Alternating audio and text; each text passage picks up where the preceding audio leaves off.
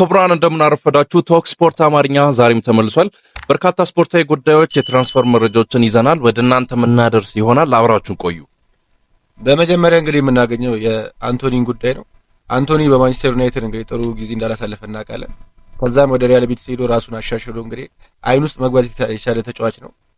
እሱንም ተመልክተው ዲያጎ ሲሞኒ ወደ ራሳቸው ቲም ወደ አትሌቲኮ ማድሪድ ማለት ነው እሱንም መቀላቀል ይፈልጋሉ። እንግዲህ በስፔን በጣም የተለየ አንቶኒን ሊያሳየን ችሏል። እዚህ እንግዲህ ያው አትሌቲኮ ማድሪዶች ከ38 እስከ 45 ሚሊዮን መድበው አንቶኒን የራሳቸው ማድረግ ይፈልጋሉ። በቀጣይ ደግሞ ጂኦ ፊሊክስን ከቼልሲ ወደ ኤስ ሚላን በውሰት እንደሄደ እናውቃለን። ግን እዛም ኤስ ሚላኖች በቀጣይ እንደማይፈልጉት ግልጽ ስላደረጉ ጋላታሳሬ የፖርቹጋሉን አጥቂ የማስፈረም ፍላጎት እንዳለው እንግዲህ የተመለከተ እንገኛለን። በሌላ መረጃ እንግዲህ ቨርጂል ቫን ዳይክ ነው የምናገኘው። ቨርጂል ቫን ዳይክ ከሊቨርፑል ጋር የመለያየቱ ዜና እንግዲህ የተቃረበ ይመስላል። የእሱን ፈላጊ ሆኖ የቀረበው ፒኤስጂ ነው። ፒኤስጂ የቫን ዳይክ አድናቂ እንደሆነ ከበፊት የሚታወቅ ነው። እንግዲህ ፓሪስ ሴን ጀርመን የቨርጂል ቫን ዳይክ ፈላጊ ነው። በተጨማሪም ማድሪድ ከዚህ ባለፈው ዕለት ይፈልገዋል እንደሚል መረጃ ፊያስ ስፖርት እንግዲህ እንዳስነበበ ግልጽ ነበር። በሌላ መረጃ ደግሞ ሊቨርፑሎች ቨርጂል ቫን ዳይክ የሚለቅ ከሆነ የባርሴሎናውን ሮናልድ አሩጆን የማስፈረም ፍላጎት እንዳላቸውና ቲማቸውን የማጠናከር ህልም እንዳላቸው እንግዲህ ያመላክቱበት ጉዳይም አለ።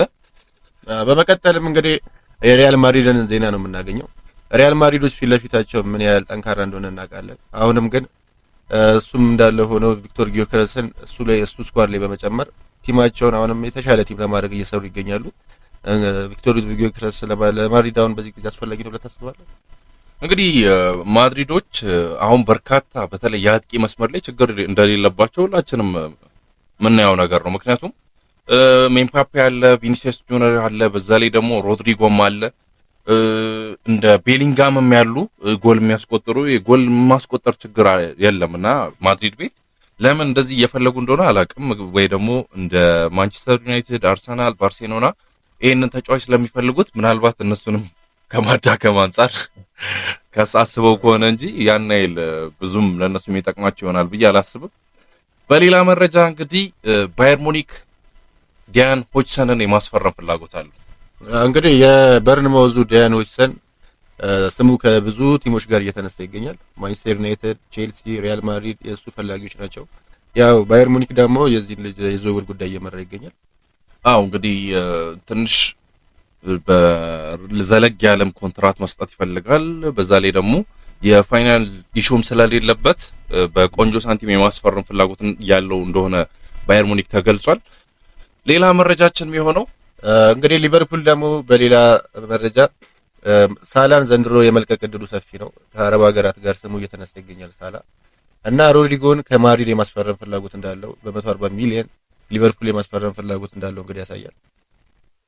እንግዲህ ሮድሪጎን የሞሳላ ተተኪ አድርጎ ማስፈረም ይፈልጋሉ። በተጨማሪም ደግሞ አሌክሳንደር አይዛክን ከኒውካስትል ማስፈረም እንደሚፈልጉ ፊያስ ስፔን ጋዜጣ እንግዲህ ዘግቧል። በነገራችን ላይ ሁለቱን የሚያመጣ ከሆነ ደግሞ ሊቨርፑል የተሻለ ቲም ሆኖ በቀጣይ ዓመታት የምንመለከተው ሊሆን እንደሚችል መገመት በጣም ቀላል ነው። ሌላኛው መረጃችን የሚሆነው ፔፔ ጋርዲዮላ ሞርጋን ሮጀርስን ማስፈረም ይፈልጋሉ። የቀድሞ የማንቸስተር ሲቲ አካዳሚ ውጤት የሆነውን አሁን ደግሞ በአስቶን ቪላ በጣም ጥሩ አስተዋጽኦ እያደረገ የሚገኘው ሮጀርስ ሲቲ ማስፈረም ይፈልጋል። እንግዲህ አስቶን ቪላ ከዚህ ልጅ ዝውውር ከ42.5 ሚሊዮን በላይ እንደሚፈልግ ይታወቃል እና ሲቲ ይህንን ልጅ የሚያስፈርመው ከሆነ ዘንድሮ ባሳየው እንቅስቃሴ በጣም የሲቲን የዴብሮይንን መልቀቅ ተከትሎ እንግዲህ ማለት ነው ብዙ ነገር መስራት የሚችል ይመስለኛል ማንቸስተር ሲቲ ልጅ። በነገራችን ላይ በተጨማሪም ማንቸስተር ሲቲዎች ከባርሴሎና ዳንኤል ኦልሞን ማስፈረም ይፈልጋሉ። የኬቨን ዴብሮያን ተተኪ አድርገው እንዲጫወትላቸው ማለት ነው። እሱ ቦታ ላይ ብዙ ተጫዋቾች እየተመለከቱ እንደሆነ ማየት ይቻላል። ሞርጋን ሮጀርስም ከዛ ውስጥ አንዱ ነው። በሌላ መረጃ እንግዲህ ዚነዲን ዚዳን ካርሎ አንቸሎቲን ይተካል ተብሎ እየተነሳ ነው። ብዙ ሀሳቦች ከዚህ ጋር ተያይዘው እየተነሱ ነው እና ዚነዲን ዚዳን ድጋሚ ሪያል ማድሪድን የሚረከብ የሚሆንበት እንግዲህ እድል ሰፊ ነው። አዎ እንግዲህ ዚዳንን ይፈልጉታል። ምክንያቱም ከካርሎ አንቸሎቲ ምናልባትም የጣሊያናዊ አሰልጣኝ እዚህ ዓመት መጨረሻ ከማድሪድ ሊለያይባቸው የሚችሉ ምክንያቶች በርካታ ናቸውና ምናልባት ይሄ ሊሆን እንደሚችል የስፔን ጋዜጣዎች እየዘገቡ ይገኛሉ። በሌላ መረጃ ሪያል ማድሪድ አንቶኒዮ ሩዲገርን እንግዲህ በአዲስ ኮንትራት የማስፈረም ፍላጎት አለ። በርካታ የደሞዝ ጭማሪ ተደርጎለት ልጁ ወደ ሳውዲ አረቢያ ፈላጊዎች እንዳሉት ይታወቃል። ግን እዛ የሚያገኘውን ሳላሪ እዚህ የተሻለ አድርጎ በመክፈል እንዲቆይ ፍላጎት እንዳላቸው የተገለጸ ይገኛል። እንግዲህ ከሱ ጋር በተያያዘ ጆናታን ታን ሪያል ማድሪድ እና ባርሴሎና ማስፈረም ይፈልጋሉ። ይህ የጀርመናዊ ተከላካይ ከባየር ሌቨርኩሰን እንግዲህ በነፃ በዚህ የውድድር መጨረሻ ዓመት ይለቃል። እንግዲህ እሱን እድል ለመጠቀም ሪያል ማድሪድም ባርሴሎናም ይህን ፍሪ ኤጀንት ጀርመናዊ ማስፈረም እንደሚፈልጉ በርካታ መረጃዎች ያመላከቱት ይገኛሉ ማለት ነው። በመጨረሻም እንግዲህ የምናገኘው የባየር ሙኒክ አንጋፋ ተጫዋች ቶማስ ሙለር እንግዲህ ከ25 ዓመት በኋላ ሙኒክን የሚለቅበት እድል የሰፋ ነው። ወደ ኤልኤፍሲ እንግዲህ የሚሄድ ይሆናል ተብሎ እየተነገረ ይገኛል። ኤስጂ ኬቨን ዴብሩያንን ለማስፈረም ፍላጎት እንዳላቸው ተገልጿል።